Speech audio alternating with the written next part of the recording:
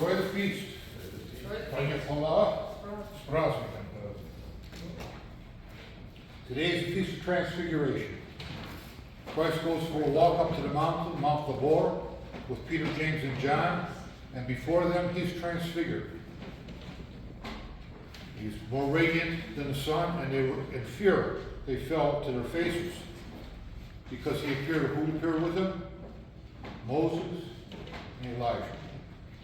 Moses was the giver of the law and the author of the Pentateuch, the first 5 books of the Bible.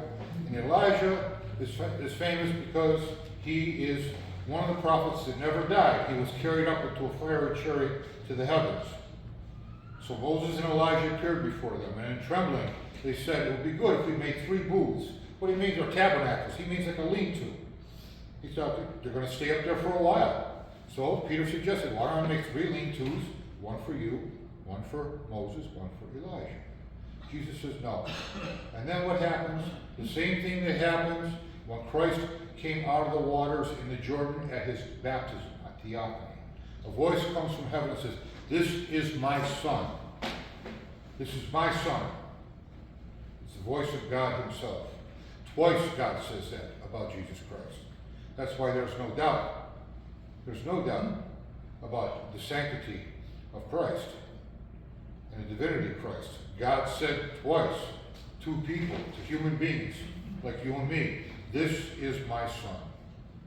And Christ told his disciples, do not tell anybody about this until after I've risen from the dead. As a matter of fact, many theologians refer to this feast as the Summer Pascha.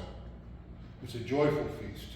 It's very, very joyful, especially, I have never been there, but I understand that in the Middle East, especially in the Holy Land, the Arab countries, the Transfiguration Feast is a very, very joyous feast.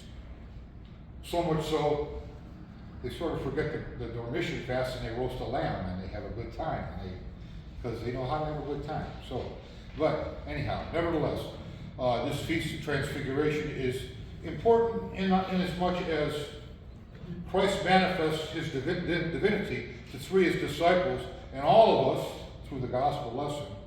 But also, too, he's telling us we have to be transfigured.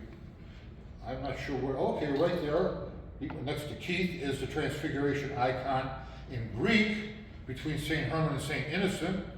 And the Greek word for transfiguration is nothing more than metamorphosis. And that's where we get our English word metamorphosis. Okay, and what's that mean? A complete change. Not just an itty-bitty change or a little improvement for the better. Metamorphosis is a complete change in our English usage. And same thing with transfiguration in the Greek too. We are expected to change ourselves, to walk away from sin and the desires of the earth and follow Christ. To shine inside ourselves. Our goal will be to shine within ourselves as brightly as Christ shone before Peter, James, and John. Now that takes a lifetime to work on.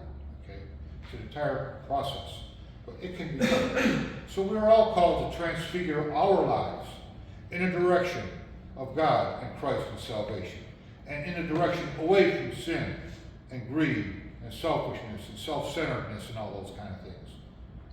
And so here we are. Here we are. And this also is a good feast to have in the middle of the Dormition fast as we're preparing for Dormition. It's a joyous feast. It's a joyous feast, and it's a wonderful feast too because we get to partake of all the first fruits. It's the harvest time coming soon, so we have fresh fruit. So I remember one time, many, many, many years ago, I went to St. Marcellus, the Greek church in Astoria. It's on the old calendar for Transfiguration. And they bless grapes, just grapes, that's it. And when you're on the old calendar, the grapes are ripe by August 19th. And they had a table like that, they had a mountain of grapes that they blessed.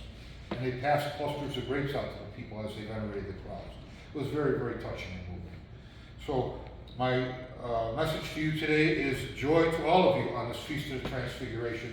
Let Christ and his gospel and his life and his example, what he sets for us, let him transfigure us in our lives. Amen. Joy the feast.